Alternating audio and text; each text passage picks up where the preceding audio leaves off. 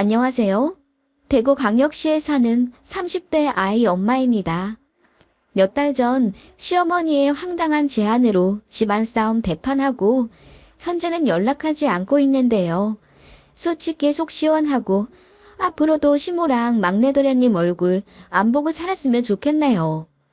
참고로 저희 부부, 친정, 시댁 모두 같은 지역 살고 있습니다.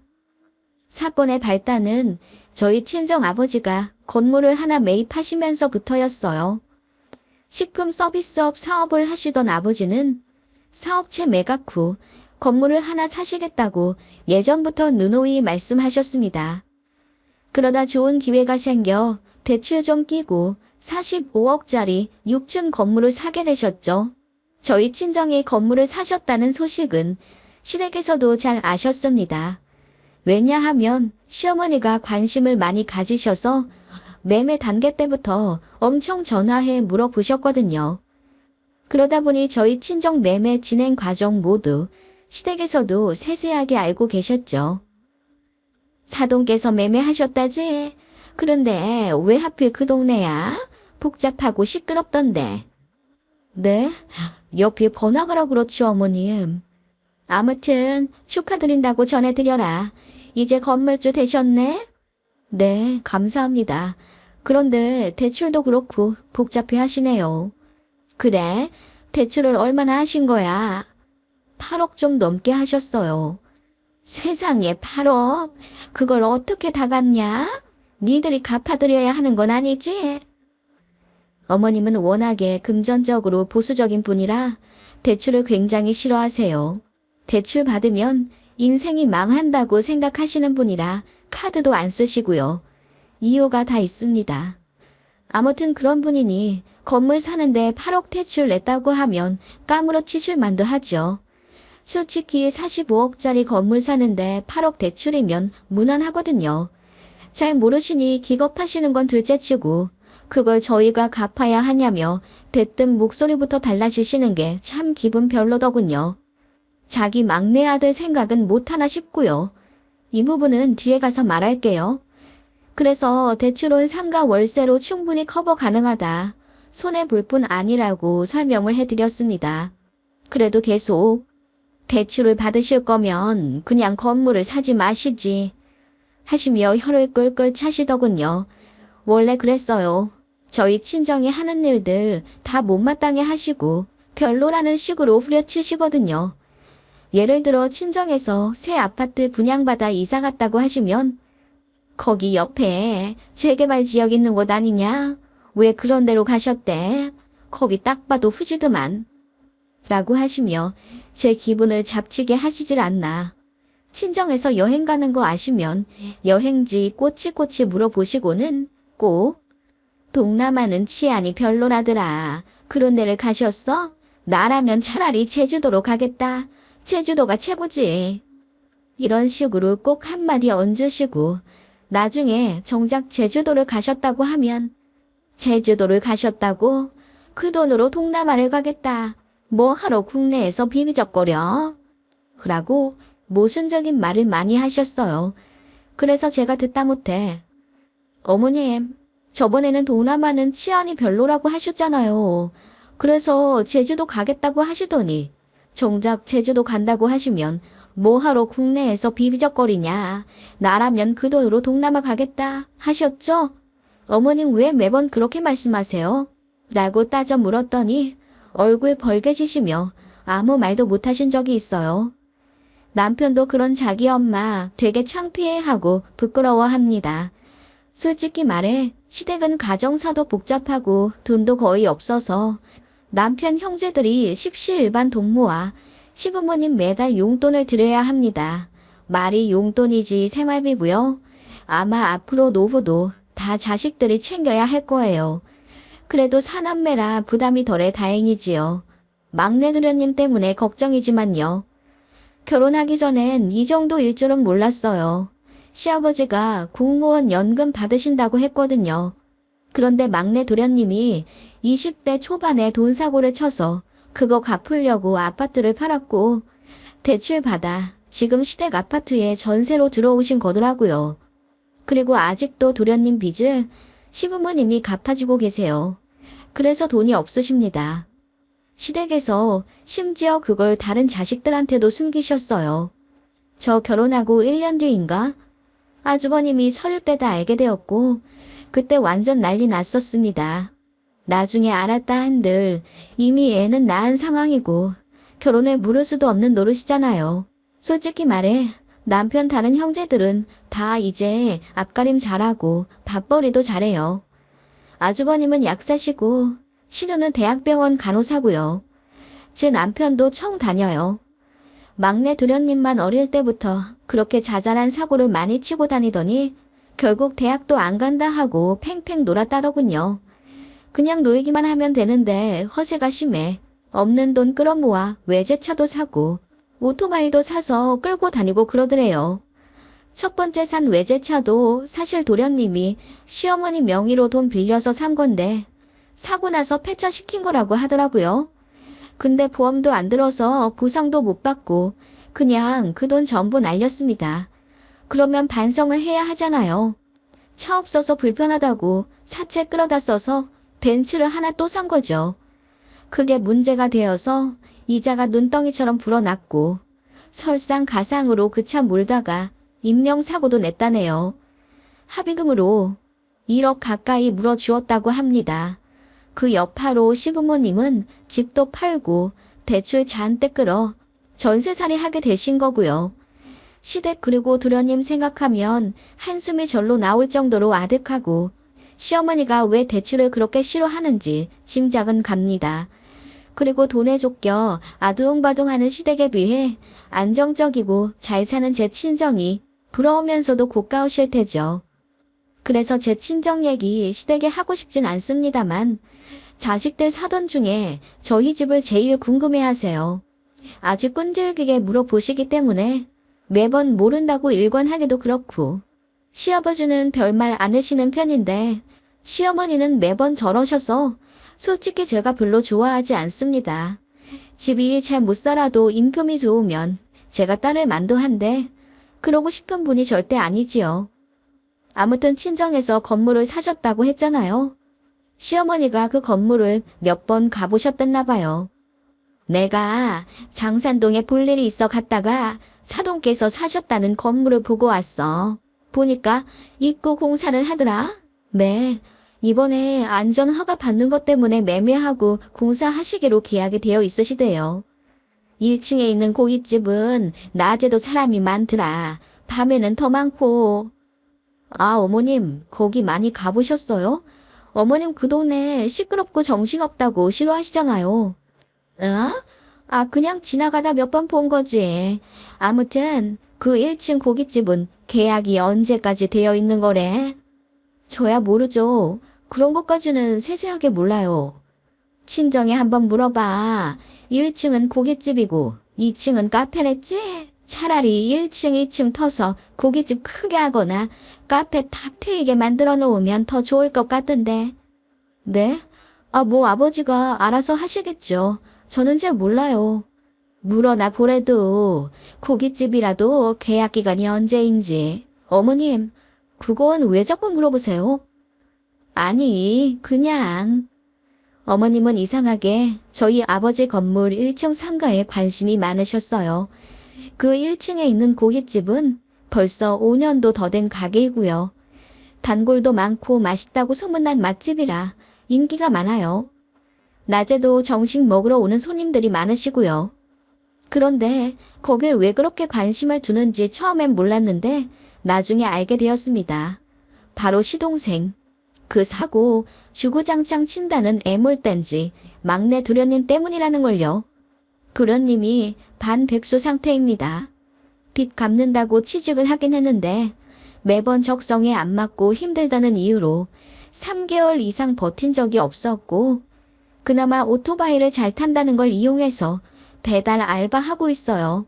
그거라도 부지런하게 하면 돈도 많이 모은다던데 시동생은 하루에 2~3건 정도 하고 힘들다며 집에 와버리거나 친구 만나러 갑니다. 그러다 보니 한 달에 100만 원은 고사하고 70에서 80만 원 벌어오는 게 달릴 뿐더러 그 돈 벌어 다 써버립니다. 미혼 도련님이라 독립 안 하고 집에서 시부모님이랑 같이 살고 있는데 생활비도 한 푼 안 준다 하더라고요. 그래서 결과적으로 시아주버님이랑 신우 그리고 저희가 시댁에 다달이 주는 돈으로 시부모님뿐만 아니라 도련님까지 부양해 주는 거예요. 도련님은 저희 애들한테 용돈 한 번 준 적 없고 내복 한 번 사준 적 없으면서 니들 나중에 이 작은 아빠한테도 잘해라. 용돈도 주고 그래야 돼. 이러더라고요. 그런 꼴 보면 솔직히 님자 붙이기도 싫고 도련이 새끼라고 부르고 싶습니다. 그런데 막내 도련님이 시어머니의 아픈 손가락인 것 같더라고요. 애가 많이 아팠어, 어릴 때. 그래서 얘는 학교도 1년 늦게 보냈다. 그러다 보니 적응을 못한 것 같아. 다 나 때문이지. 지 형들이랑 누나 뒤치다꺼리 하느라 막내 아플 때 제때 병원도 못 가고 그랬더니 라고 하셨어요. 어머님은 막내 도련님이 엇나가는 게 전부 어머님 때문이라고 자책하셨고 그 책임의 일부를 형제들에게도 돌리셨습니다. 그래서 도련님이 사고쳐도 크게 내치지도 않고 아직까지 끼고 사시는 거예요. 어머님이 너무 유난이시니 아버님도 별 수 없으신 모양이었고요. 솔직히 살면서 안 아픈 아이 없고 어릴 때 아팠다고 해서 전부 엇나가진 않는 법인데 제가 보기엔 어머니가 너무 오냐오냐 키워서 그러신 것 같아요.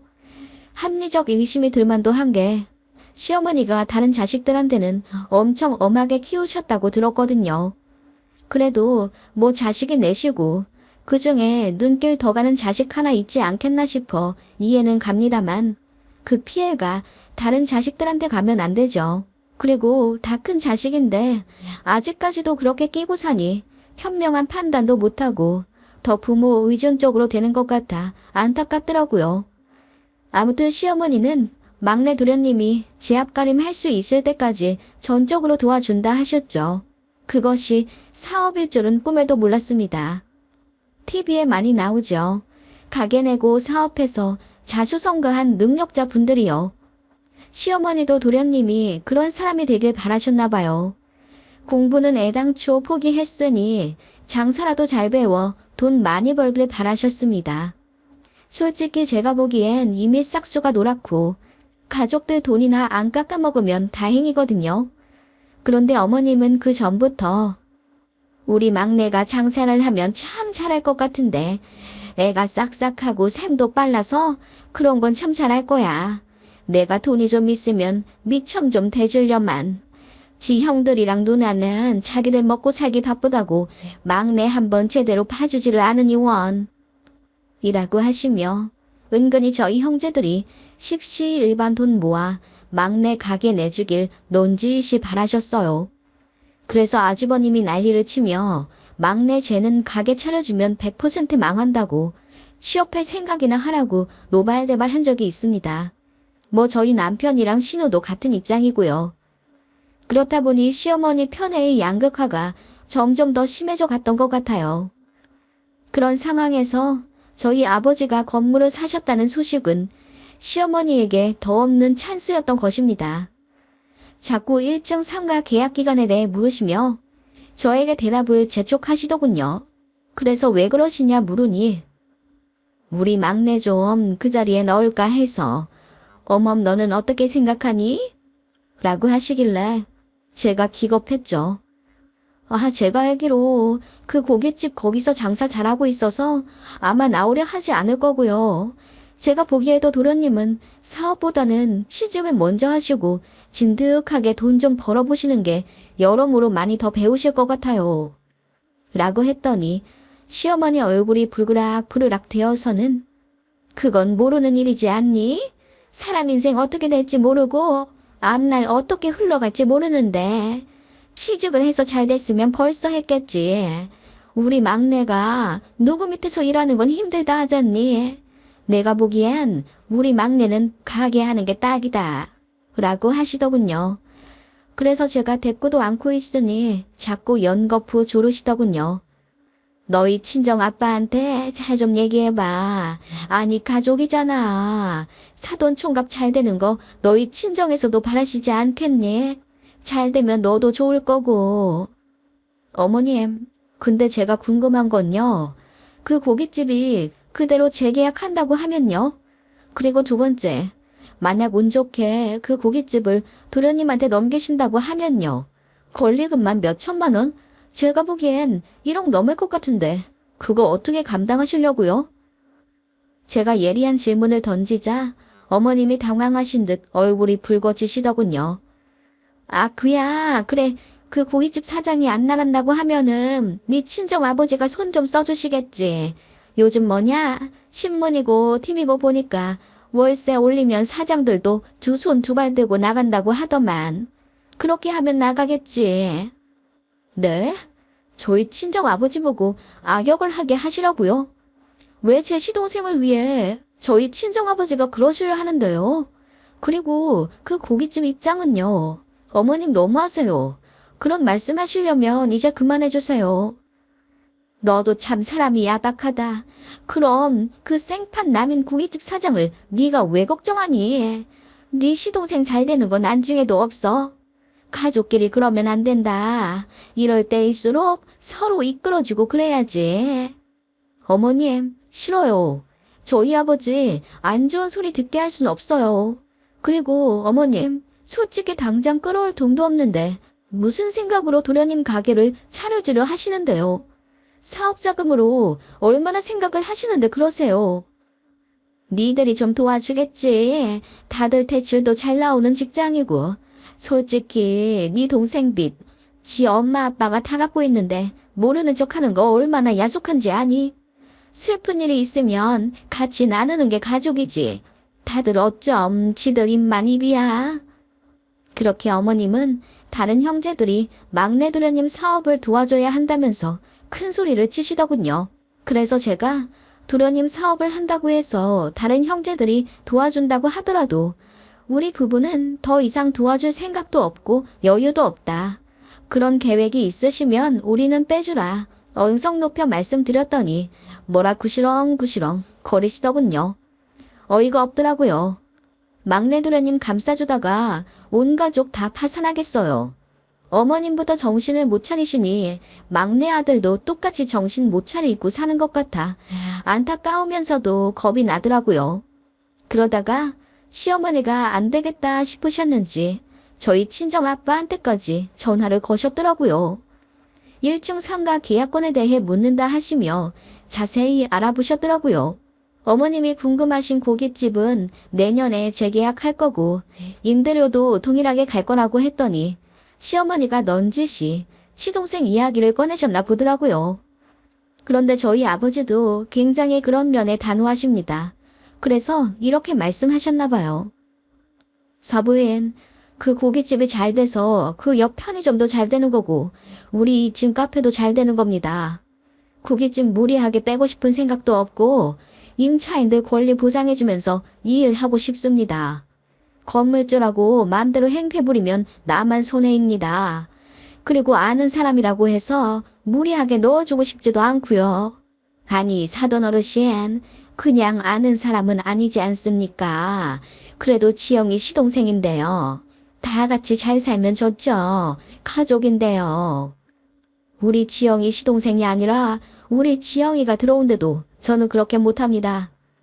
그랬더니 시어머니가 불쾌한 듯 알겠다고 하셨다더군요. 그 얘기를 저에게 하시면서 되는 일이 없다고 우시더라고요. 그냥 마음 접으시라 했습니다. 애초에 말도 안 되는 무리한 계획이라고 말씀을 드리며 포기하라 했습니다. 그리고 요즘 임대료도 비싸서 월세 감당 못하는 상가들이 많은데 돈 한 푼 없이 시작하는 시동생한테는 사업이 너무 위험하다고 했죠. 그랬더니 시어머니가 그래서 더 니네 친정 건물에 들어가려고 했던 거야. 월세가 부담이 안 되니까. 라고 하시길래 네? 아니 그럼 아는 사람이면 월세 깎아줄 거라 생각하셨어요. 아니 월세를 설마 너희 친정에서 받으시겠네. 나라면 안 받는다. 내 딸 시동생이 자리 못 잡고 힘들어 한다고 하면 먼저 도와주면 도와줬지. 어머님, 그 자리 제가 알아보니까 보증금 1억 5천에 월세 500만 원이에요. 그걸 감당하실 수 있겠냐고요. 뭐? 그렇게나 비싸? 이래서 건물주 하는 거구만. 뭔 욕심이 그렇게 많으시대. 그래서 설마 우리 막내 아들한테도 월 500만 원씩 꼬박꼬박 받으실 생각이었다고? 그냥 적당히 전기료나 받으시면 되지. 네. 어머님, 너무 어이없네요. 그럼 뭐 한 달에 얼마 내려고 하셨는데요? 한 10만 원 정도? 성의만 보이면 됐지 뭘. 그러더니 분이 안 풀렸는지 저한테 제 친정아빠가 굉장히 야박하다며 대놓고 뒷담을 까는 거예요. 저도 너무 열받아서 야박한 게 누군데 그러세요. 장사 잘하고 있는 그 고깃집은 하루아침에 무슨 날벼락이에요. 그리고 어머님은 막내 들어님만 눈에 보이시죠? 다른 형제들 괴로워하는 건 보고 싶지 않으세요. 여기서 누가 더 야박한지 한번 대결해 볼까요? 그리고 저희 친정이 그렇게 만만하세요?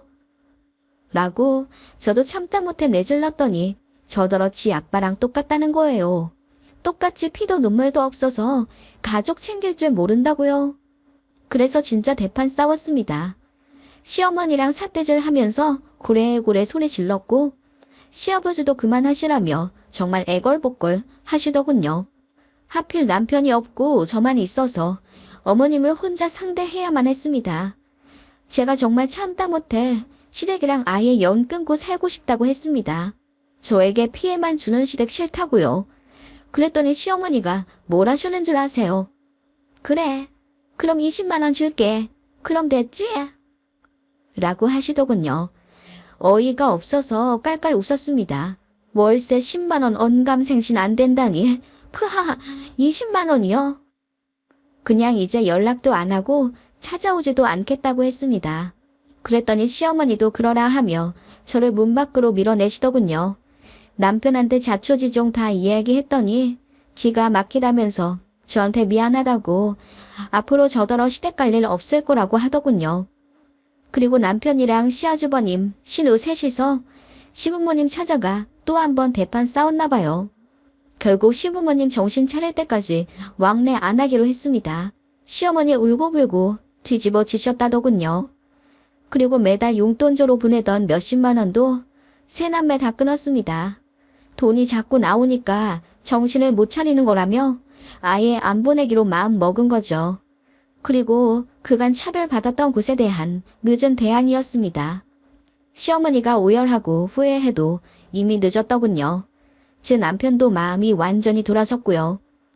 그렇게 결국 연 끊었고 지난 추석이랑 설에도 안 갔습니다. 시누이가 막내 도련한테 연락해봤더니 시어머니가 시동생 등짝 후려치며 집에만 퍼질러 있지 말고 배달 나가라고 이제 잔소리 한다네요. 그리고 막내더러 이제 생활비도 좀 내라고 화를 내셨답니다. 이제야 제대로 돌아가는 모양이에요. 진작 이렇게 할 것을. 너무 늦은 참교육이지만 이제라도 속 시원해져서 다행입니다. 아무리 생각해도 어머님의 사고방식 참 어이가 없어요. 10만 원에서 20만 원으로 올려 부르면 제가 얼씨구나. 알겠습니다 어머님. 할 줄 아셨던 걸까요?